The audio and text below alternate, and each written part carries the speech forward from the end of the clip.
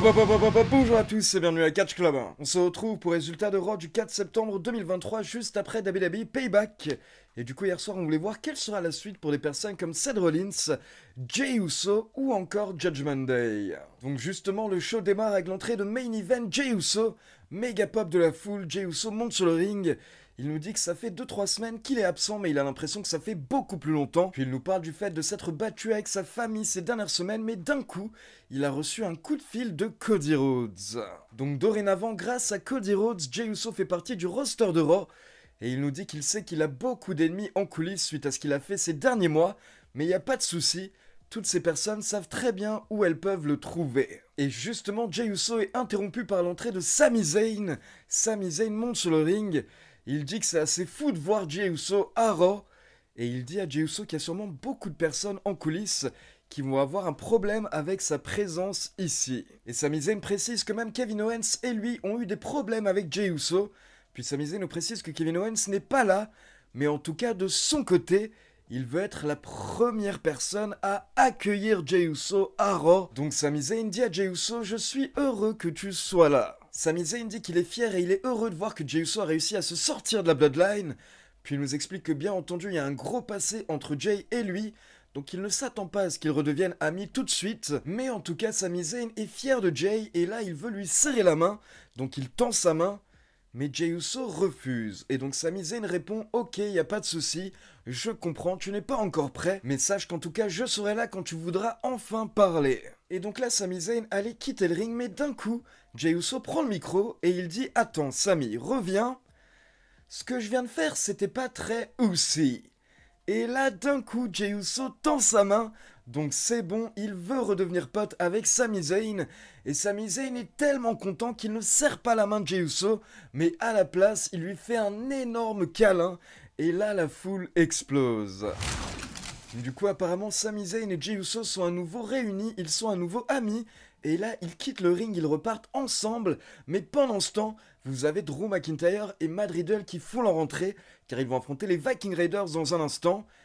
Mais du coup, à chaque fois qu'Andrew McIntyre et Matt Riddle croisent Jey Uso, c'est très tendu, car bien entendu, Matt Riddle et McIntyre n'ont pas oublié tout ce que la Bloodline leur a fait ces derniers mois. Mais là, heureusement pour Jey Uso, vous avez Sami Zayn qui s'est interposé à chaque fois en disant à Matt Riddle et à McIntyre, écoutez, c'est son premier soir à Raw, donc s'il vous plaît, laissez-le tranquille pour le moment.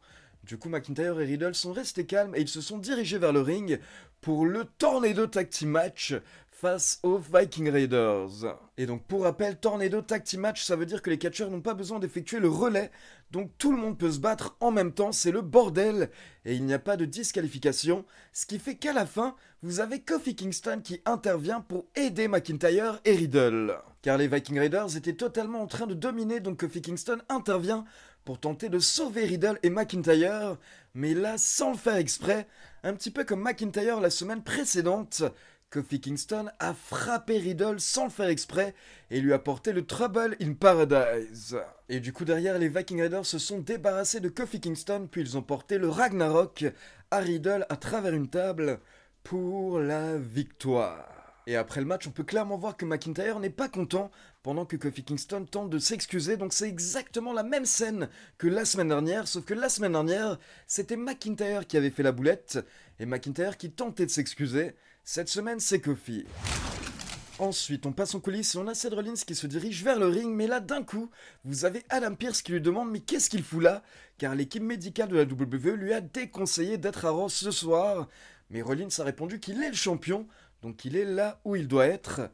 Et là, vous avez Ricochet qui intervient en disant à Rollins « Tu sais, si jamais tu veux que d'autres personnes t'aident à porter le show, sache que tu n'es pas seul, je suis là pour t'aider. » Mais Rollins dit à Ricochet et à Adam Pearce de ne pas s'inquiéter et il prétend qu'il va très bien. Donc Rollins fait son entrée pour un petit speech. Et Rollins nous dit que lors de Payback, il y avait littéralement des moments pendant le match où il ne savait pas s'il allait pouvoir se relever. Mais au final, nous sommes à Raw et il est toujours le champion World Heavyweight. Mais par contre, il n'a pas apprécié le fait que Nakamura l'attaque après le match à la fin du pay-per-view. Donc Rollins challenge Nakamura, il veut à nouveau l'affronter ce soir. Sauf que là, Nakamura fait son entrée, Et Nakamura refuse le challenge de Rollins. Et du coup, Nakamura parlait en japonais, donc on ne sait pas ce qu'il a dit, mais en tout cas, il a refusé d'affronter Rollins hier soir. Donc là, Rollins n'était pas content. Il est sorti du ring pour attaquer Nakamura. Mais Nakamura a pris l'avantage et au final, encore une fois, il s'est acharné sur le dos de Rollins jusqu'à ce que la sécurité intervienne. Et là, nous avons également Ricochet qui est intervenu, donc on enchaîne avec Nakamura contre Ricochet. Mais avant le début du match, on peut voir Rollins qui se plaint auprès de Adam Pearce en coulisses. Rollins n'est pas content, mais là Adam Pearce dit que ce soir Rollins ne doit plus rien faire, et Adam Pearce tente de protéger Rollins. Mais Rollins dit que ça ne marche pas comme ça pour lui, il n'est pas content, et là il s'en va. Et donc pendant ce temps, on a Ricochet contre Nakamura, un bon petit match d'environ 10 minutes. Mais à la fin, Nakamura frappe Ricochet avec une chaise, donc forcément, Nakamura est disqualifié. Et après le match, il s'acharne sur Ricochet. Mais là, Seth Rollins refait son entrée, il attaque Nakamura à l'extérieur du ring, jusqu'au moment où Nakamura reprend l'avantage. Et là, il pousse Rollins contre les escaliers en métal. Donc Nakamura qui encore une fois domine Rollins jusqu'à ce que Ricochet fasse fuir Nakamura avec une chaise. Donc bon, j'imagine qu'on va enchaîner à nouveau avec Nakamura contre Rollins au prochain PLE. Et perso, ça me va très bien car la WWE a tellement bien rebuildé Nakamura ces dernières semaines que j'ai envie d'en voir plus. Et pour info, là, ce qui était intéressant, c'est que du coup, Rollins est en train de galérer, en train de souffrir par terre. Et d'un coup, on peut voir Damien Priest et Rhea Ripley qui sont en train de regarder la scène en coulisses. Damien Priest a sa mallette, du coup il hésite un petit peu, mais au final il regarde Rhea Ripley, et là ils se mettent d'accord et ils disent « pas ce soir, c'est pas le bon soir », donc Damien Priest a décidé de ne pas encaisser hier soir. Puis on passe en coulisses pour une petite interview de Zoey Stark qui nous explique qu'en effet, son association avec Trish Stratus a pris fin, car certes Trish est une légende, elle lui a appris énormément de choses, mais par contre, tu ne pousses pas Zoey Stark, et du coup Zoey Stark était obligée d'attaquer Trish lors de Payback. Et là, vous avez Shayna Baszler qui débarque, et Shayna Baszler dit qu'elle attendait avec impatience le moment où Zoey Stark allait enfin se débarrasser de Trish. Et là, Zoey Stark répond à Shayna Baszler en disant qu'il est temps de voir quelle est la catcheuse la plus badass entre les deux. Donc pour info, on va enchaîner avec Zoey Stark contre Shayna Baszler. Mais d'abord, nous avons l'entrée de Judgment Day, et je rappelle que dorénavant, tous les membres ont un titre, et en plus, Damien Priest a également la mallette Money in the Bank, donc forcément, Judgment Day était en pleine forme hier soir, il monte sur le ring, il célèbre, et là vous avez également Finn Balor qui remercie Rhea Ripley pour avoir été la voix de la raison ces dernières semaines. Finn Balor remercie également Damien Priest, il remercie JD McDonough, et il nous précise que dorénavant, il est un Grand Slam Champion. Puis Rhea Ripley prend le micro et elle nous rappelle qu'elle avait lancé un ultimatum à Finn Balor et Damien Priest, mais Finn Balor et Damien Priest ont montré à tout le monde pourquoi est-ce que Judgment Day est une famille et pourquoi est-ce qu'ils sont des frères. Mais Rhea Ripley nous dit qu'il y a une chose qui la dérange, c'est qu'ils sont tous là en train de célébrer, mais pourtant beaucoup de personnes ne parlent que d'une chose, ils parlent du fait que Jey Uso est dorénavant à Raw, et quelles vont être les conséquences pour la Bloodline. Puis là, vous avez Damien Priest qui veut prendre la parole, mais d'un coup, il est interrompu par JD McDonough, et forcément Damien Priest n'apprécie pas, mais JD demande la permission de pouvoir monter sur le ring, sachant qu'il a aidé Judgment Day lors de Payback, donc il a juste un truc à dire, et là Damien Priest accepte, il lui donne la permission, donc JD McDonough monte sur le ring, et il répète à Damien Priest que Damien Priest n'a pas besoin de sa mallette. Et là on peut voir que ça énerve Damien Priest, car lui bien entendu il veut garder sa mallette. Mais là JD McDonough s'explique, il dit à Damien Priest, écoute, tu n'as pas besoin de ta mallette, car tu as plutôt besoin de cette mallette. Et là, vous avez JD qui sort une nouvelle mallette Money in the Bank, violette, et au-dessus, il y a marqué Senior Money in the Bank. Et donc, il offre cette nouvelle mallette à Damien Priest, cette nouvelle mallette customisée. Donc, Damien Priest est tout content, il célèbre avec sa nouvelle mallette. Mais là, Judgment Day est interrompu par Sami Zayn. Sami Zayn nous dit qu'il ne voit que des merdes dans le ring, car ils ont dû se mettre à 5 pour réussir à battre Sami Zayn et Kevin Owens. Et du coup, Sami Zayn nous dit qu'il a envie de botter les fesses de Judgment Day, et en particulier de Dum Dum. Mais là, JD McDonough intervient en disant que Dum Dum ne va pas se battre. JD nous dit que lui aussi il est intervenu à Payback, donc ce soir, il souhaite affronter Sami Zayn. Et Sami Zayn, ça lui va très bien tant qu'il peut botter les fesses de quelqu'un. Derrière, on enchaîne avec Shayna Baszler contre Zoey Stark. On a eu un bon match d'environ 9 minutes et à la fin, Shayna Baszler porte son Kirafuda Clutch. Et là, Zoe Stark tente de se battre, elle se relève une première fois, mais au final, elle perd connaissance et donc l'arbitre est obligé d'arrêter le match. Et l'arbitre donne la victoire à Shayna Baszler. Mais après le match, les deux catcheuses se relèvent. Et là, vous avez Shayna Baszler qui va vers Zoe Stark et qui check Zoe Stark. Donc petit signe de respect de la part de Shayna Baszler hier soir envers son adversaire. Puis on passe en coulisses, on retrouve les membres de Judgment Day. Et là, vous avez Finn Balor qui dit aux autres que JD McDonough s'est vraiment prouvé ces dernières semaines et que du coup il mériterait de rejoindre Judgment Day à temps plein. Mais là vous avez Damian Priest qui dit que pour le moment il hésite, c'est un petit peu trop tôt. Dum Dum dit que lui il suivra la majorité, il s'en fiche. Et Rhea Ripley dit que elle de son côté elle préfère attendre encore un petit peu et par exemple voir ce que JD va faire ce soir contre Sami Zayn. Donc là, Damian Priest et Finn Balor s'en vont. Et derrière, vous avez Rhea Ripley qui dit à Dum Dum que ce soir, Dominic doit faire en sorte que le plan se passe comme prévu et que tout se passe bien pour JD.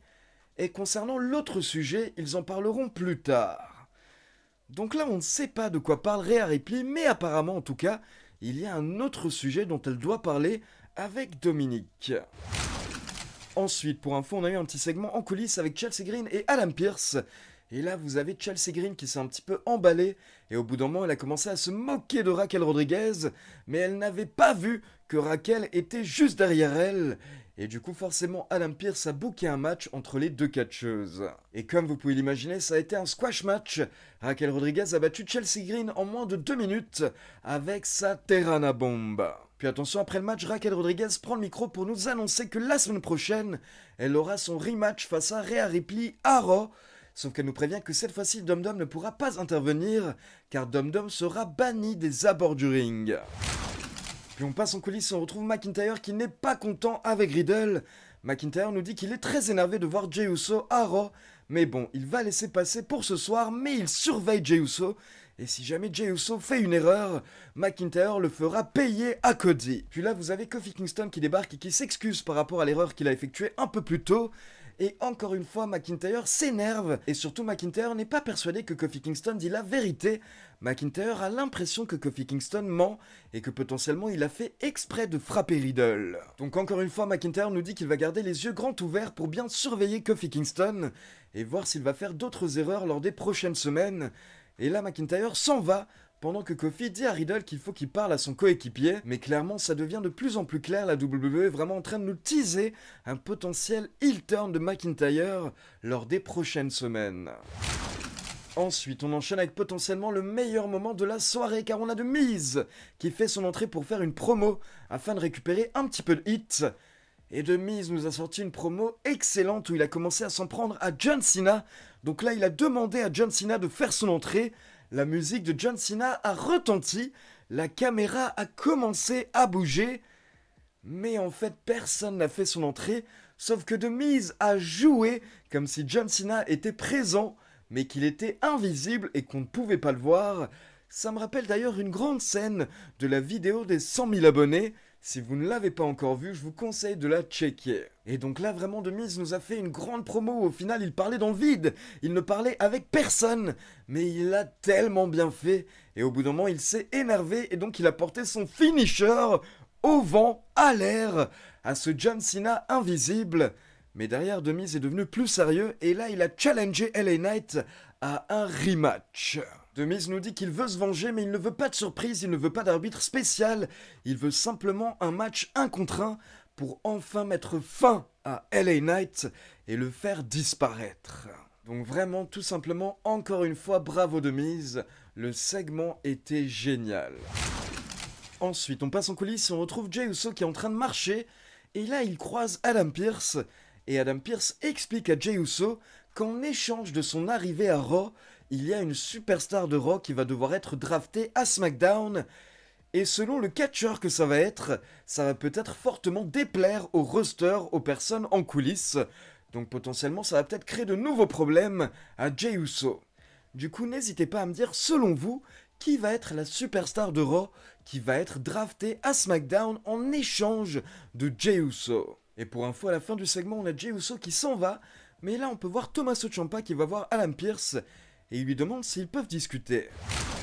Puis on enchaîne avec Sami Zayn contre JD McDonough et à la fin, vous avez Dom Dom qui est intervenu, qui a suivi les ordres de Rhea Ripley et donc il est intervenu pour distraire Sami Zayn et là ça a permis à JD de porter un roll-up pour la victoire. Mais attention, après le match, vous avez Sami Zayn qui forcément est dégoûté, donc il attaque Dominic Mysterio, mais là JD intervient pour sauver Dom Dom, donc Dom Dom prend la fuite, mais du coup Sami Zayn s'acharne sur JD McDonough.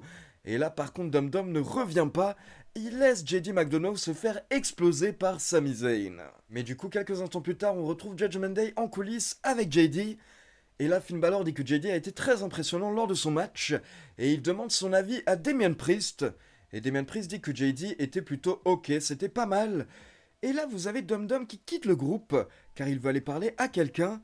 Et en fait, Dom Dom va parler à Jey Uso qui n'est pas loin.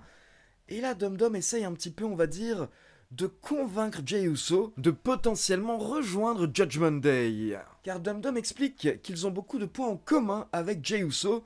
Ils viennent tous les deux d'une famille de catcheurs, leur père est un Hall of Famer, mais au final ils ont tous les deux un petit peu été trahis par leur famille.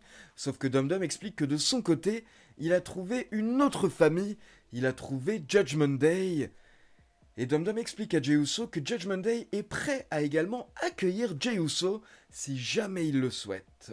Donc là, on avait un Dom Dom vraiment très intelligent hier soir. Il n'est pas allé agresser Jey Uso ou lui mettre la pression. Il est allé parler avec lui très calmement et il lui a demandé tout simplement si ça l'intéressait et à la fin, il lui a même remercié de lui avoir accordé ces quelques minutes. Donc derrière, Dom Dom s'en va et on peut voir que Jey Uso réfléchit à la proposition.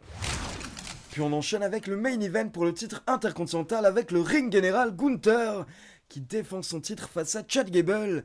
Et pour info, hier soir pendant tout le show, on a eu plusieurs vidéos avec des hommages aux anciens grands champions intercontinentaux. Et on a également eu une petite promo de Gunther et de Chad Gable en coulisses. Donc la WWE qui a tout fait pour nous hyper le main event. Et la WWE qui nous a expliqué que si Gunther perd, alors Chad Gable sera le nouveau champion, mais par contre, si Gunther conserve, alors il va passer le record du Honky Tonk Man, et Gunther va devenir le champion avec le plus long règne de l'histoire des champions intercontinentaux. Et honnêtement, je dirais que la WWE a vraiment bien fait son travail ces dernières semaines, car bien entendu, on misait plutôt sur Gunther, mais on y croyait tout de même un petit peu hier soir pour Chad Gable, et on se disait que c'était pas impossible, donc ça veut dire que c'était très très bien booké de la part de la WWE. À côté de ça, bien entendu, on a eu un match exceptionnel, encore une fois, où Chad Gable nous a encore prouvé qu'il mérite tellement d'être mis en avant, et qu'il mériterait vraiment potentiellement un jour d'être un champion secondaire, et pourquoi pas d'être champion intercontinental, ou voire même US. Mais au final, à la fin, à un moment, Gunther a accéléré et là, il a enchaîné avec une suplex, un powerbomb puis une méga lariat pour la victoire. Donc le ring général conserve et du coup Gunther va devenir le champion intercontinental avec le plus long règne de tous les temps. Donc le plus grand champion intercontinental de tous les temps, et honnêtement, il le mérite. Il a tellement évolué ces dernières années, et depuis qu'il est passé dans le roster principal, il est tellement bien présenté, il est tellement crédible, il est tellement badass, qu'il mérite de battre tous ses records, et on espère bien entendu derrière qu'une fois qu'il perdra le titre, il deviendra un main eventer, et qu'il se lancera dans la course pour le titre World Heavyweight, ou pour le titre Undisputed. Donc voilà, c'est tout pour les résultats de Raw, et maintenant comme d'habitude c'est à vous, n'hésitez pas à me laisser vos avis dans les commentaires, et dites-moi selon vous, quelle va être la superstar qui va être draftée à SmackDown en échange de Jey Uso? Est-ce que vous pensez comme beaucoup de personnes que ça peut potentiellement être Cody Rhodes? Cody qui pour info sera de retour à Raw la semaine prochaine. Et comme d'habitude, n'oubliez pas de liker la vidéo, de vous abonner à la chaîne et de cliquer sur la petite cloche pour être informé de la sortie des prochaines vidéos. Ciao tout le monde!